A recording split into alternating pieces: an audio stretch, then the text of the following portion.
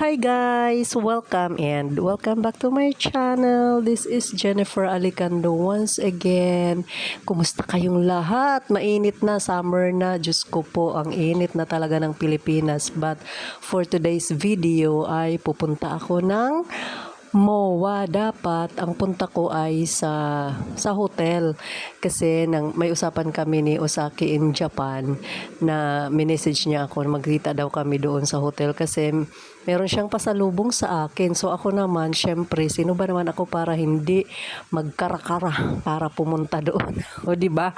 Maaga pa, naghanda na ako, talagang nagluto na ako ng maaga kasi alas 8 ang aming usapan, alas 8 ng gabi. So alas 5 pa lang nagluto na ako ng aming pagkain para sa dinner para hindi ako malate syempre.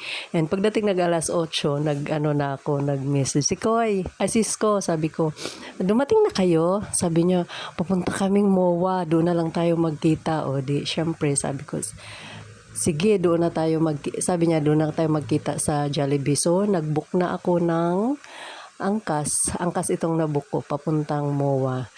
Ang bilis lang, 27 minutes lang. Mula dito sa amin papuntang MOA ay 27 minutes lang ang biyahe. At nakarating na nga ako agad. Pagdating ko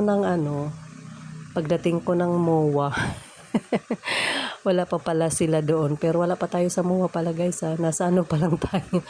Nasa Bonifacio, yung building na yan. Yung building na yan, Yan yung building na nasa Bonifacio. So ito na nga.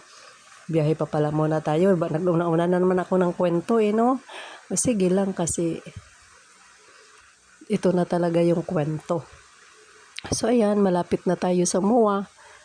Pasay na guys, pasay na. Talagang maganda magbiyahe pag gabi pala talaga kasi walang traffic. Talagang dire-diretso yung aming biyahe. Tapos nakikita ko ang mga presyo ng gas sa mga gasolinahan. Diyos ko po, nagtaasan na talaga. Mahigit 100 na talaga ang gas. Sobrang mahal na talaga. Paano na lang yan? Siyempre dahil mahal ang gas kaya nagmamahalan din yung mga bilihin natin, 'di ba? Umaaray din yung mga driver, yung mga rider kasi mahal nga ng gas kaya na lang, parang pakonsuelo na lang din sa kanila, 'di ba? Bibigyan na lang din natin sila ng tip kasi may nakasay kami ng isang in-drive driver. Dati yung naiuwi daw niya is halimbawa 2,000 tapos ngayon 1,000 na lang, parang ganun. Kalahati yung nawala sa kanilang kita dahil sa mahal ng gas. So, paano na lang yan? Araw-araw nagtataas ang gas, di ba? Nagmamahal ang presyo ng gas. Kawawa naman tayo, mga Pilipino. Sana masolusyonan niya ng ating gobyerno. So, ayan malapit na tayo sa MOA. Pag nakita mo na yung globo na yan, sigurado tayo na malapit na talaga tayo sa MOA. Ilang minuto na lang MOA na.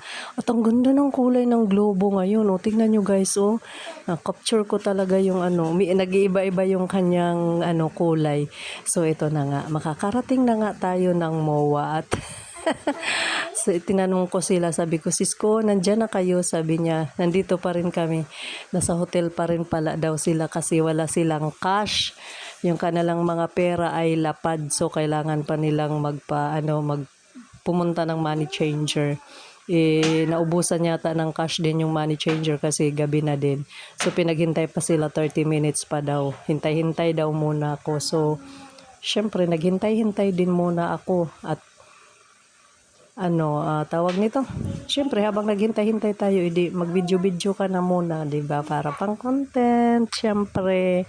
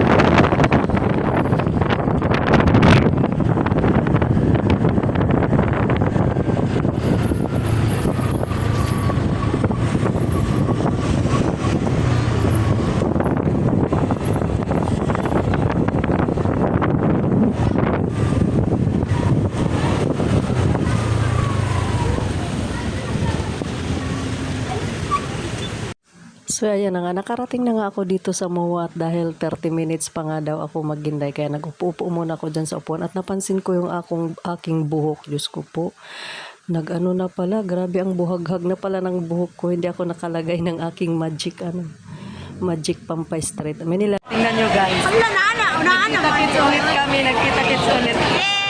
Osaka in Japan. Nagkita-kits yun. Ulit kami. Pangatlong beses. Oo nga na, tatlong beses. Yes! Nagkita-kits na naman ang mga guwapa. Uy, pusa may imong gusto ni Ed.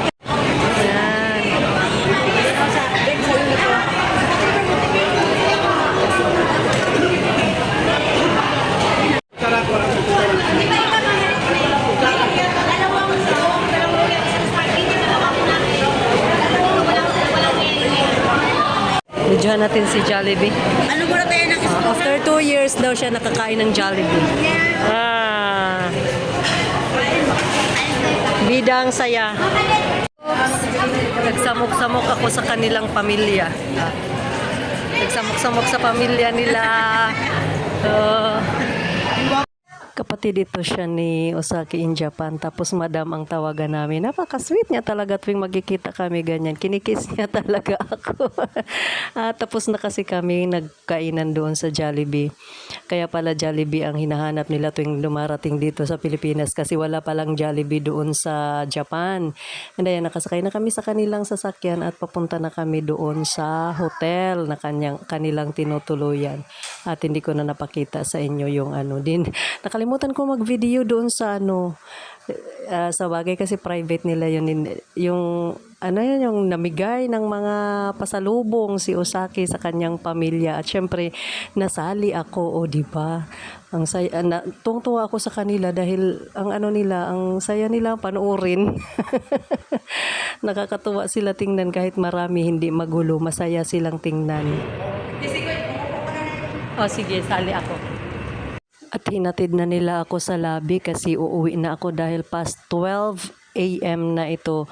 Thursday na ngayong araw na ito na inabot na kami ng alas 12 at nagpicture-picture syempre para may souvenir. So hinatid nila ako pa uwi at nagbook na ako nito habang naghihintay ako ng aking rider. Salamat. Maraming salamat. Thank you din. Sa susunod, sa uulitin. Ayan, pwede. Sa uulitin. Wala, kaganda Wow. Yeah.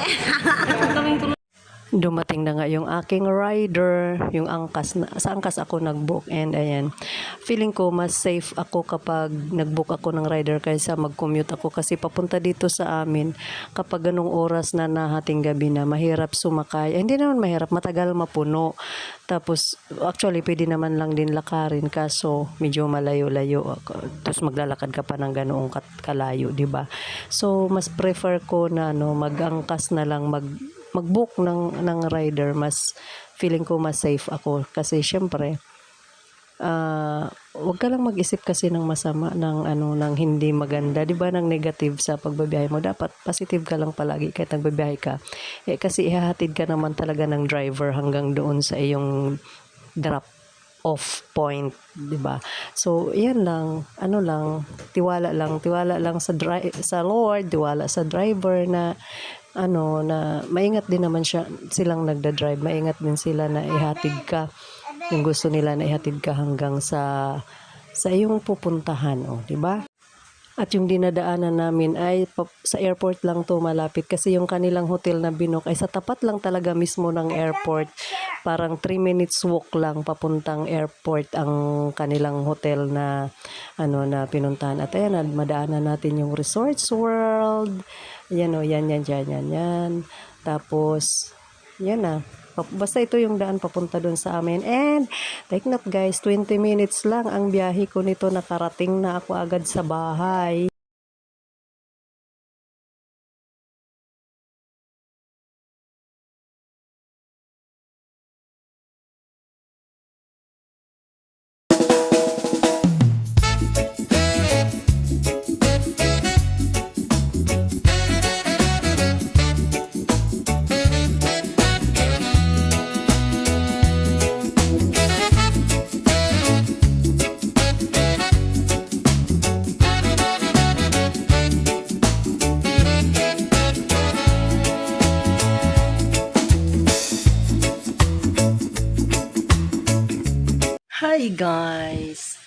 Look what I've got.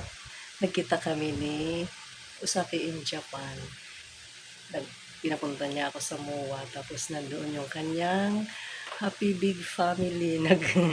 Nakigulo ako doon sa kanilang pamilya na marami, na masaya. Pero I thank God kasi parang naging part ng family din ako sa kanila. Tapos, pinasama niya ako doon sa kanilang hotel. At, as you can see, yan yung pasalubong niya sa akin, guys. Tingnan nyo.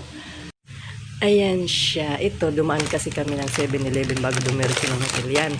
Binili namin kasi, sabi niya, pasalubong kay Damaris. So, para kay Damaris siya. Tapos may tissue, noodles. Ito naman ay shampoo and conditioner. Tama ba? Pareho shampoo. Di ko alam mo. Di ko sigurado ang sulat. Tapos, ayan, may noodles. And ito, para kay Damaris. Diba? Nagdala niya si Damaris. Chocolate. Meron pa pala. May toothpaste pa. And ito yung the best. Sabi niya, si Koy kasi tawag niya sa akin, si Koy, kita tayo sa doon sa hotel daw na natutuluyan nila. Kasi may pasalubong siya sa akin na bag. And look at this bag. Ayan yung bag na pasalubong niya sa akin. Sobrang saya ko talaga. O diba, nagkaroon ako ng bagong bag. Ayan, Coach bag. Ayan ang loob niya. Ito ang loob ng bag. Hindi masyado klaro. Basta yan. Yan ang laman ng bag niya. See? May zipper. Tapos yan. May palaman. Diba? Ito. Yan yung bag. Napasalubong niya sa akin. I love the color. Coach bag. Thank you, Cisco. Cisco tawag ko sa kanya. Thank you so much. Appreciate ko talaga lahat ng ito. And I love this. I love this bag. Thank you.